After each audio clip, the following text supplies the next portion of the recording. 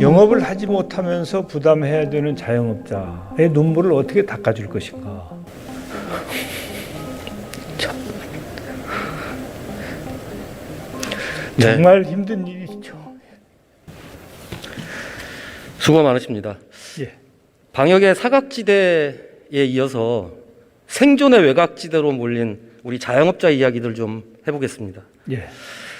코로나라는 전대미문의 사태에 경제활동 인구의 25%를 차지하는 우리 자영업자들이 직격탄을 맞고 있지 않습니까? 그렇습니다. 그래서 정부가 지난 12월 29일 코로나 3차 확산에 대응하기 위해서 총 9조 3천억 원의 예산을 지원하겠다고 발표했습니다. 그렇습니다. 그중에 5조 원가량이 소상공인 지원입니다.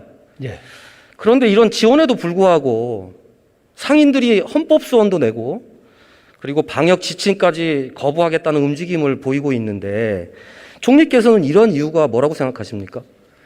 예, 정부는 한다고 하지만 그래도 자영업자들이 겪고 있는 고통이나 손실에 비하면 턱없이 부족하지요. 그렇기 때문에 아마 참으로 견디다 못해서 그런 걱정을 하시는 게 아닌가 하는 생각이 들어서 정말 가슴이 아픕니다. 본 의원이 생각하기에는 고통분담의 형평성에 큰 문제가 있다고 보여집니다. K방역 성공의 핵심은 사실 고통을 나누는 데 있다고 생각하거든요. 그런데 자영업자들에게 일방적으로 희생을 강요한다고 생각하니까 버티는데도 한계가 있어서 이러한 반응들이 온다고 생각을 하고 있습니다.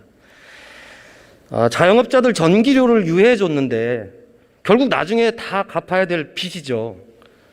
그런데 한국전력은 왜 고통분담에서 제외됐을까요? 또 저금리 대출 지원을 보면 국내 시중은행이 2020년도 3분기에만 이자 수익으로 10조 4천억 원을 챙겼습니다. 저금리 대출 지원에서 은행이 수익을 내고 있습니다. 그런데 왜 은행은 고통분담에서 제외돼야 합니까? 지난번에 휴대폰 요금 8천억 마련해서 지원했습니다. 이 돈도 결국은 통신 3사로 갔습니다. 왜 통신 3사는 고통분담에서 제외해야 합니까? 코로나19 팬데믹 때문에 오히려 호황을 맞는 것도 있는 상황에서 정부의 계속 자영업자와 소상공인들에게 고통분담을 강요하고 있으니까 저는 상인들이 반발할 수밖에 없을 것 같습니다. 결국 국민들이 쌓아올린 K방역이라는 큰 댐에 구멍이 생기기 시작했다는 반증이라는 것이죠.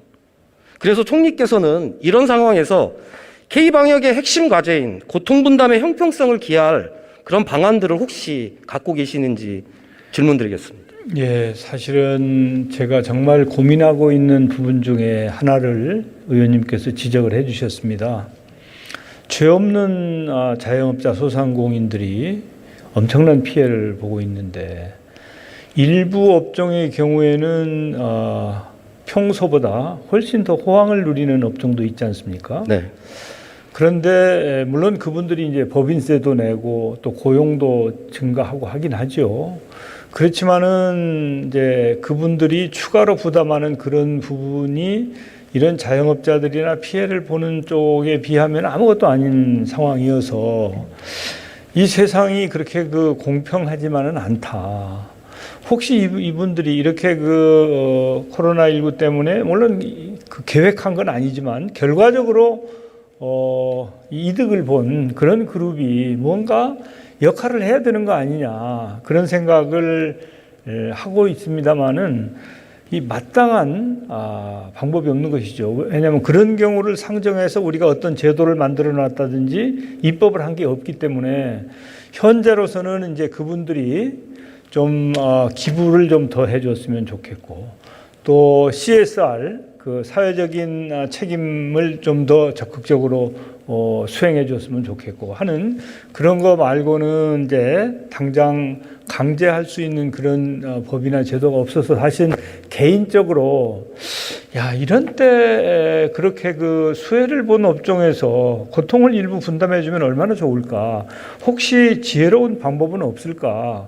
그런 고민을 제가 사실은 하고 있는 중입니다. 그런데 아직은 제가 의원님께 말씀드릴 수 있는 그런 묘안을 만들어내지 못해서 유감스럽습니다. 제가 맨 마지막에 정책적으로 좀 제안을 드리도록 하고요.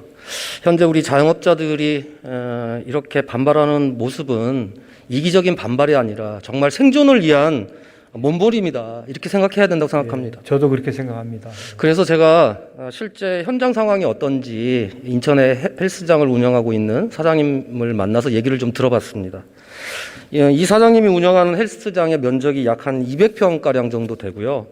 임대료가 월 800만 원입니다. 그리고 관리비가 200만 원, 또 기구 관리하고 렌탈비가 200만 원이었습니다. 그러니까 인건비를 제외하고도 고정 지출이 월 1,200만 원입니다. 그런데 앞에서 얘기했듯이 정부의 지원은 1.9% 금리의 대출 지원과 그다음에 전기료 등 각종 공과금의 납부 기한을 연장해 주는 것, 그리고 이번에 직접 지원할 300만 원이 전부입니다.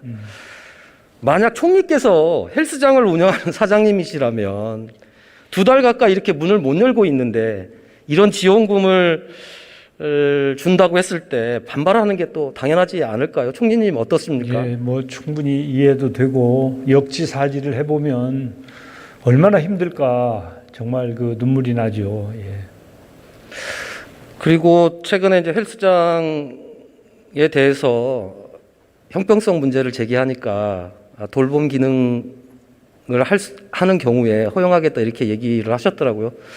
저는 너무 안타까웠습니다, 총리님. 왜냐하면 실제 돌봄을 위해 자녀를 헬스장에 보낼 부모님들이 과연 얼마나 계실까요? 한마디로 얘기하면 배고픈 사람에게 못 먹는 감, 썩은 감 주는 격이라는 말씀이죠. 참 정부의 방역 지침을 정말 충실히 따라온 사람들입니다. 그러니까 죽게 생겼으니 살려달라고 요구하고 있는 것입니다. 그런데 이것은 헬스장만의 문제가 아닙니다. 정부가 무조건 상인들 문 닫을게 할 게 아니라 문을 닫아도 버틸 수 있는 실질적인 지원을 저는 해야 된다고 생각을 하는 거거든요. 총리님, 우리나라 헌법 제23조 3항에는 공공필요에 의한 재산권의 수용, 사용 또는 제한 및 그에 대한 보상은 법률로서 하되 정당한 보상을 지급해야 한다고 명시하고 있습니다. 방역이라는 공공필요에 의해서 집합 제한이나 집합 금지 명령을 내린 업종에 대해서는 정당한 보상이 지급되어야 한다고 생각하는데 총리님 어떻습니까? 예, 뭐 우리가 거기에 대한 법을 가지고 있지는 않습니다.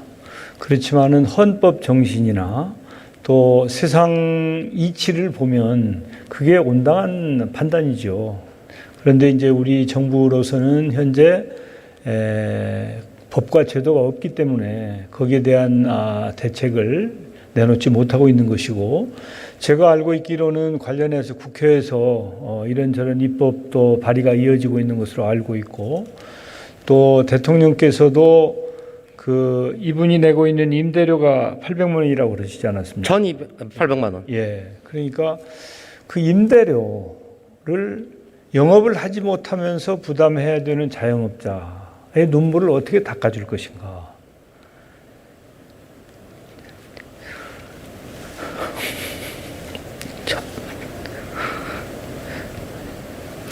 네. 정말 힘든 일이죠. 총리님을 비롯한 모든 정부 부처의 관련 공무원들과 또 이 자리에 함께하고 있는 국회의원 모두가 함께 지혜를 짜내야 될 그런 시간이라고 생각을 합니다.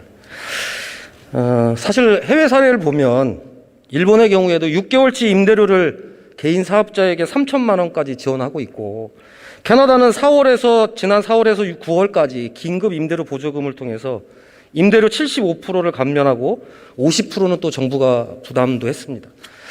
미국과 독일의 경우에는 임대료를 연체한 이유로 임대차 계약을 해지하거나 강제 퇴거 절차를 개시할 수 없도록 하고 있습니다. 총리님 눈시울을 붉히셨겠지만 우리나라도 실질적인 임대료 지원을 못할 이유가 없지 않겠습니까?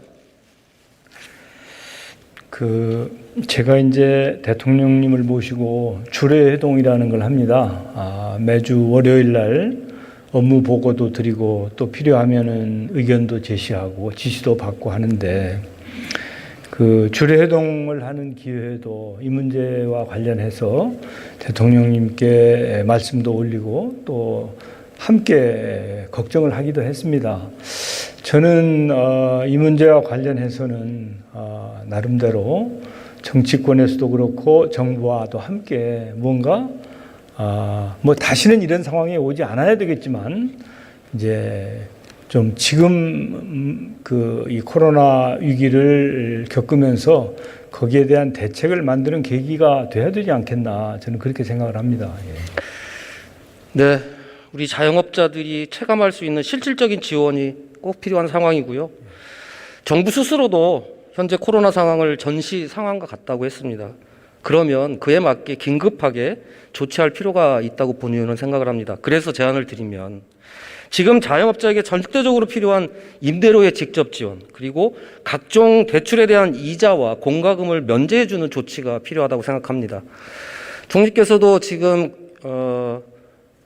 국회의원 분들께서 이 임대료 면제 또 자영업자들 소상공인들을 위한 지원을 위한 입법 발의가 되어 있는 상황입니다만 언제 이 법이 통과될 때까지 지금 기다릴 수 없는 상황이기 때문에 제가 제안드리고 싶은 것은 대통령의 긴급 재정 경제 명령을 이제 발동해야 되는 거 아니냐. 이 대통령의 긴급 재정 경제 명령을 통해서 실질적인 임대료에 직접을 지원하고 그리고 각종 대출에 대한 이자와 공과금을 면제해야 되는 거 아니냐 이런 생각을 하고 있습니다. 혹시 총리께서는 대통령께 대통령의 긴급 재정 경제 명령을 건의하실 생각은 계십니까? 아까 제가 이제 주례회동을 말씀드렸는데 이제 그 자리에서 뭔가 우리가 정부가 이 임대료에 대해서 이걸 임대인에게만 다 맡길 수도 없고 임차인이 고스란히 떠맡아서도 안 되고 사실은 이런 상황 같으면 정부와 임대인과 임차인이 이렇게 함께 고통을 분담하는 게 현실적이지 않냐. 그래서 이제 이번에 3차 재난지원금을 결정할 때 원래는 작년도 예산 편성할 때 3조를 했었지 않습니까? 그런데 직접 지원만 5조 1,000억이고 또 다른 부대 여러 가지로 해서 9조 3,000억을 만든 거란 말이죠. 이제 그런 것이 현재 상황에 대한 대통령의 인식 이런 걸 바탕으로 해서 그게 만들어진 겁니다. 그리고 이제 금방 말씀하시는 긴급 재정 경제 명령은 이제 원래 그게 두 가지 요건이 있거든요.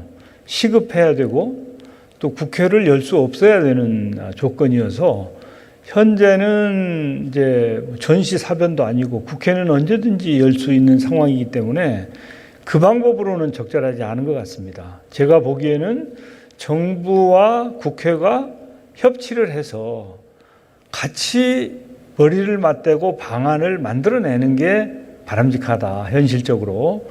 그래서 현재는 이제 긴급 재정 경제 명령 요건을 충족하지 않고 있기 때문에 다른 대안을 좀 만들었으면 좋겠다는 생각이고요.